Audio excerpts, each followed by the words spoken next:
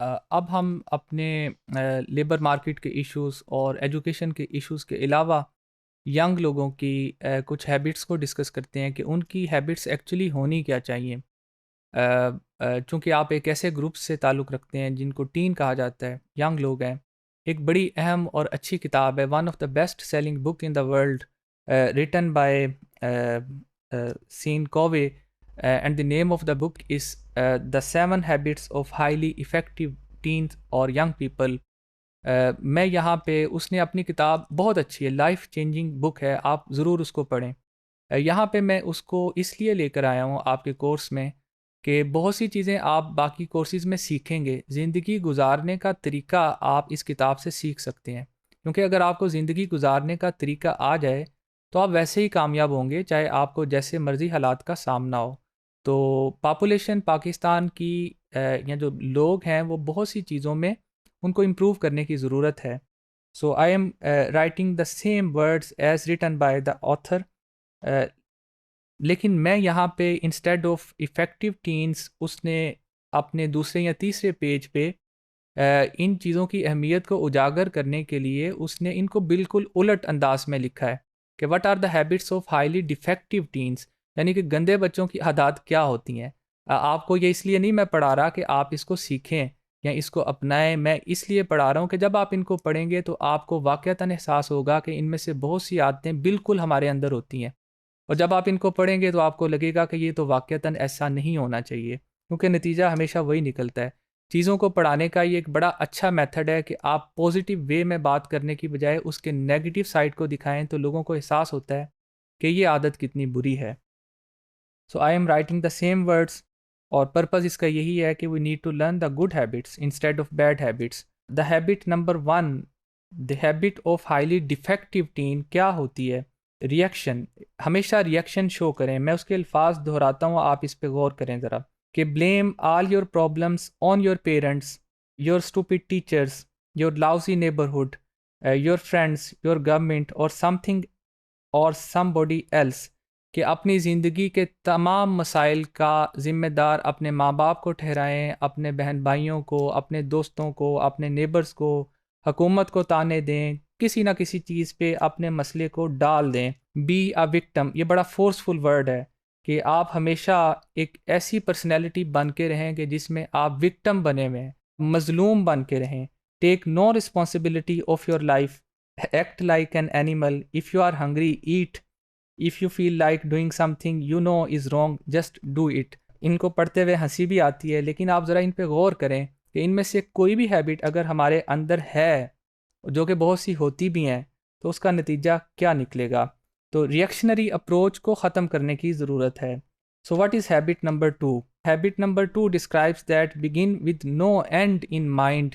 कि कभी सोचने की जहमत ही ना करें कि मेरे इस काम का नतीजा क्या निकलेगा। हम में से बहुत से लोग हैं, मैं बच्चों को पढ़ाता हूँ, कहते हैं सर मैं फ्यूचर के मुतल्लिक नहीं सोचता, देखा जाएगा। ये जो देखा जाए की अप्रोच है, उसको एक्सप्लेन किया है राइटर ने कि do not have a plan, avoid goals at all your cost, why worry about the consequences of your actions, live for the moment, sleep around, get wasted and enjoy tomorrow, we are all going to die. किसी किस्म की मनसूबाबंदी ना करें, enjoy करें, अपनी ज़िंदगी ज़ाया करें, सोते रहें 12 बजे तक, रातों को जागें, क्योंकि हम सब ने आखिर मर जाना है। तो इस ज़िंदगी को इतनी मुश्किल में डालने की ज़रूरत क्या है? आने वाले दौर के मुतल्लिक बिल्कुल किसी किस्म की प्लानिंग करने की ज़रूरत नहीं है।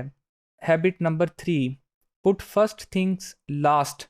Whatever is most important in your life, do not do it until you have spent sufficient time watching reruns। TV को बार बार देखें, चैनल बदलते रहें, फ़ोन पे फजूल बातें करते रहें, लंबी लंबी बातें करें, इंटरनेट को चलाते रहें।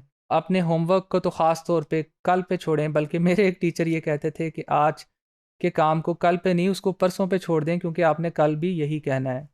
So, what is the habit number 4 of highly defective teens, which I hope you will not be? The habit number 4 explains that think, win, lose।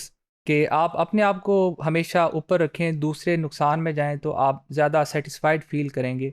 अगर ये आपकी मेंटालिटी है तो इसको बहरहाल चेंज करने की ज़रूरत है।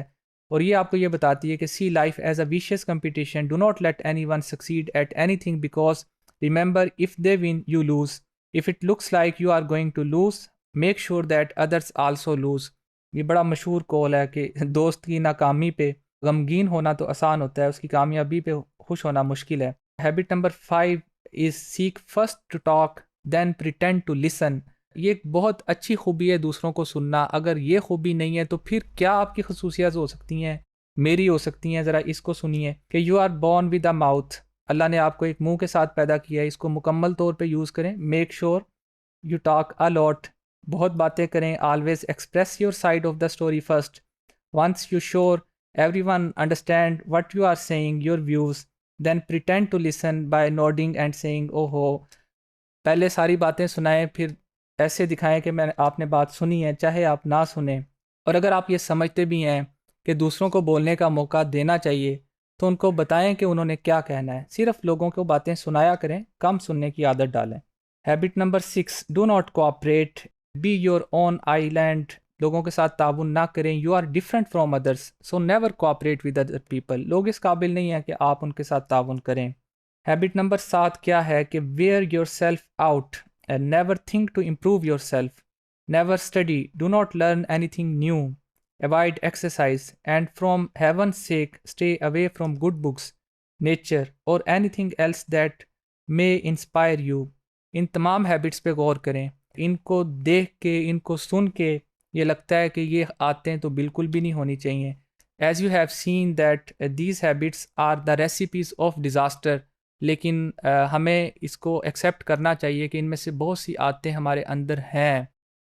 अगर आपको पढ़ते हुए ये एहसास हो रहा था कि ये बड़ी अजीब बातें हैं कि get wasted, if somebody yells at you you should yells back. अगर आपको भूख लगी है तो खाते जाएं, टीवी चैनल्स को बदलते रहें, अपने मोबाइल पे टाइम ज़ाया करते रहें, ये चीज़ें अच्छी नहीं हैं। अगर ये चीज़ें किसी के लिए अच्छी नहीं है तो ये आपके लिए भी और मेरे लिए भी अच्छी नहीं है। ये हैबिट्स को बदलने की ज़रूरत है।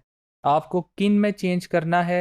अब आप असल हैबिट्स को सुनिए कि be proactive, always take the responsibility of your life. आपकी ज़िंदगी के तमाम कामों के ज़िम्मेदार आप खुद हैं। अब आप एक यंग और यूथ पॉपुलेशन का हिस्सा हैं और यंग लोग हैं। कोई दूसरा आपकी ज़िंदगी की ज़िम्मेदारी नहीं ले सकता।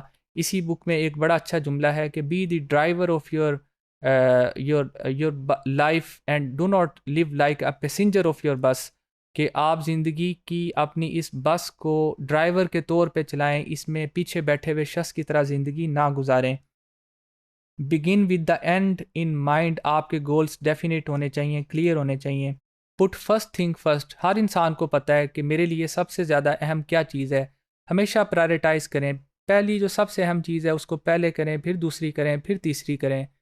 आपको सारी चीज़ों का टाइम मिलेगा। अगर आपने ज़रूरी चीज़ यानी कि पढ़ाई को छोड़ दिया फॉर एग्ज़ाम्पल, बाकी चीज़ों को प्रायोरिटी दी तो आपका बोझ बढ़ता जाएगा, आपके लिए चीज़ों को मैनेज करना मुश्किल होगा। थिंक विन विन, ये एक बड़ी अच्छी सिचुएशन है कि इंसान हमेशा इस्लाह की कोशिश करे, वो अपने साथ दूसरों की भलाई की कोशिश भी करे। 3-4 किस्म के लोग होते हैं। एक वो होते हैं जो कि हमेशा ये सोचते हैं कि विन विन, मैं भी कामयाब हो जाऊं, दूसरे भी कामयाब हो जाएं। कुछ लोग ऐसे होते हैं कि वो विन लूज सिचुएशन को सोचते हैं कि मैं कामयाब हो जाऊं, दूसरे नाकाम हो जाएं। ये अच्छी बात नहीं है। तीसरे किस्म के लोग भी होते हैं जो कि ये सोचते हैं कि जो हमेशा वल्नरेबल रहते हैं, विक्टिम रहते हैं, वो दूसरों को खुश करने में लगे रहते हैं। वो लूज विन सोचते हैं कि कोई बात नहीं, मुझे नुकसान हो जाए, मेरा नुकसान खैर है, बाकी लोग खुश हो जाएं, शायद मुझसे राज़ी हो जाएं। ऐसा भी कभी नहीं होगा। और कुछ लोग ऐसे होते हैं कि जो लूज़ लूज़ सोचते हैं, हमेशा पेसिमिस्ट रहते हैं, नेगेटिव सोचते हैं, मैं भी नाकाम हूँ, पूरी दुनिया में उनको कोई अच्छाई नज़र नहीं आती। इसको भी ना रखें। Next is seek first to understand then to be understood. आपको सुनने की आदत होनी चाहिए। अल्लाह ताला ने भी इसकी अहमियत पे ज़ोर दिया है। लोगों की बात सुना करें, सिंसियरली सुना करें, फिर कम बोला करें। ये ज़्यादा अच्छी आदत है। सेनर्जाइज का मतलब ये है कि हमेशा ज़िंदगी में वो लोग ज़्यादा कामयाब हैं जो कोऑपरेट करते हैं, इकट्ठे काम करते हैं, दूसरों को साथ लेके चलते हैं। टीम वर्क की बड़ी अहमियत है। शार्पन द सा का मतलब ये है, this is the last habit of highly effective teens, कि रिन्यू योर सेल्फ रेगुलरली। अपने आइडियाज़ को चेंज करें, अपनी सोच को चेंज करें, नए लोगों में जाएं, नई जगहों पे जाएं। तो ये चंद आदात हैं जो कि यंग लोगों को अपनानी चाहिए, तो आपके बहुत से इश्यूज़ वैसे ही हल हो जाएंगे।